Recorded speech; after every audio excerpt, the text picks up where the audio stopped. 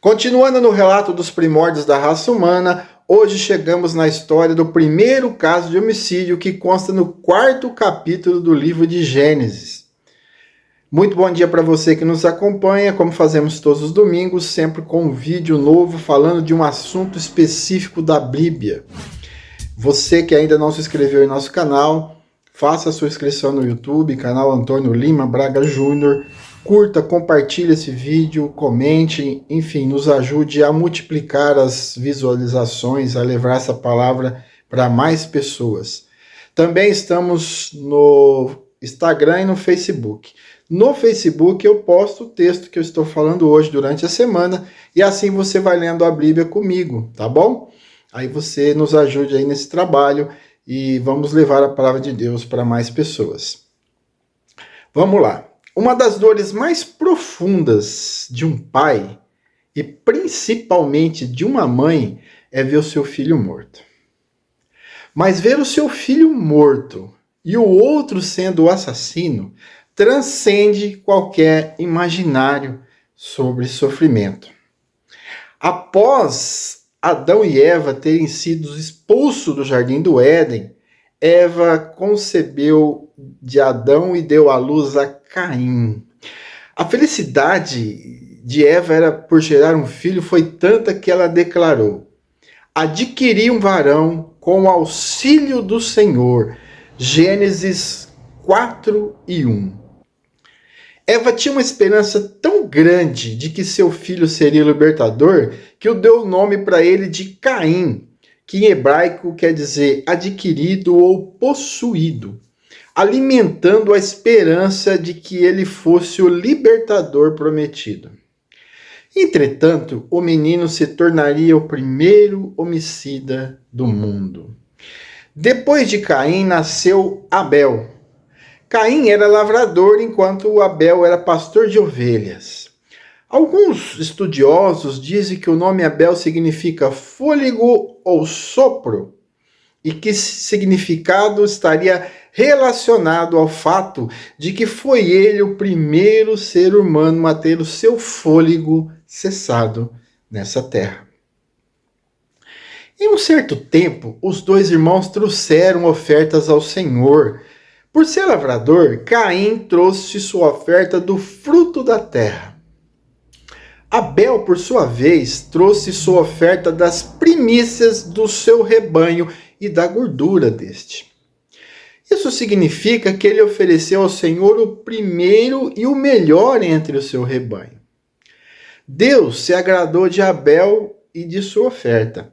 Isso mesmo, se agradou tanto da oferta quanto de quem estava ofertando.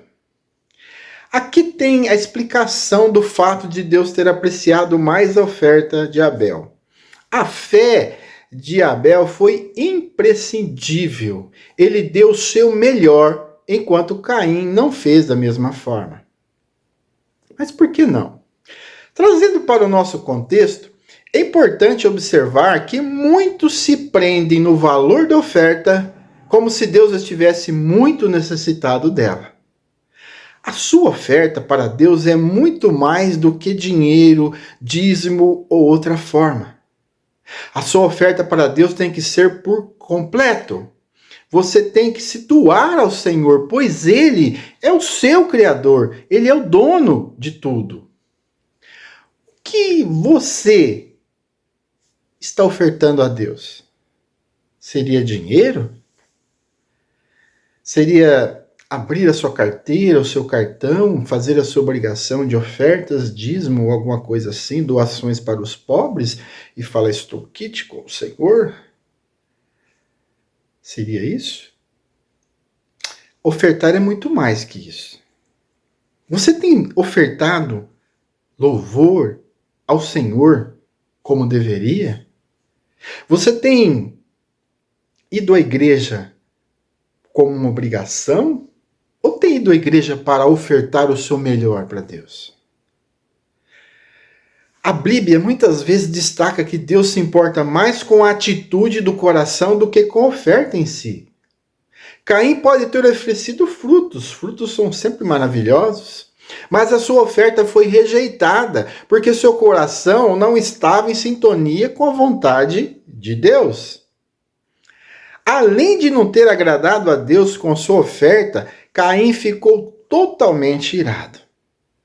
Deus ainda, com seu amor, alertou Caim sobre essa ira, para que ele se desfizesse dela. Mas Caim não ouviu a Deus. Você tem ouvido a Deus? Sem a ação do Espírito Santo, nenhum homem é capaz de resistir à natureza pecaminosa e fazer o bem diante de Deus. Inteiramente dominado em sua iniquidade, Caim arrumou uma ocasião para matar Abel. Ele levou seu irmão pobre ao campo e ali o matou, conforme está no versículo 8. Deus então questiona Caim acerca de Abel, e ele responde com sarcasmo e desdém. Não sei. Sou eu o guardador do meu irmão? Gênesis 4 e 9. É evidente que Deus sabia que Abel havia sido morto. Mesmo assim, interrogou Caim. Assim também ocorreu com Adão e Eva no Éden, lembra? No capítulo 3. Nos dois casos, não houve uma confissão de pecados. O homem pecador é tão insano que pensa que pode enganar a Deus.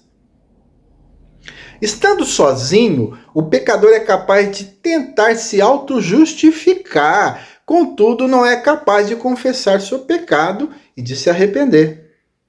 É aí, meus amigos, que o Espírito Santo age. Isso, ele é que convence o homem do pecado e o faz confessar a Cristo em arrependimento e fé. Caim fora amaldiçoado por Deus e tornou-se errante pelo mundo, mas não se arrependeu de nada. Ele apenas passou a ter medo de ser morto por ser um assassino, mas em nenhum instante buscou arrependimento. O homicídio é um dos pecados mais graves cometido pelo homem. O homicídio é um pecado contra a vítima e contra o próprio Deus, pois o homem é a imagem de Deus e foi criado por ele. Depois de ser amaldiçoado por Deus, Caim partiu para a terra de Nod, a oriente do Éden. Ali ele habitou e até edificou uma cidade chamada Enoque. O nome dessa cidade também foi o nome do seu filho. Mais adiante nós vamos conhecer essa história. Gênesis 4 ainda descreve a sequência da linhagem de Caim. O escritor destaca Lameque, o primeiro homem a praticar poligamia na Bíblia. Ele tinha duas mulheres, Ada e Zilá. Assim como Caim, Lameque foi um assassino. E disse Lameque às suas mulheres Ada e Zilá: ouvi a minha voz, mulheres de Lameque, escutai as minhas palavras, porque eu matei um homem por me ferir e um jovem por me pisar. Gênesis 4 e 23. Dessa linhagem também vieram inventores de instrumentos musicais, homens que dominavam os metais e pessoas que desenvolveram a criação de gado e a vida nômade em tendas. Já no final do capítulo é registrado o nascimento de Sete, filho de Adão e Eva, irmão de Caim.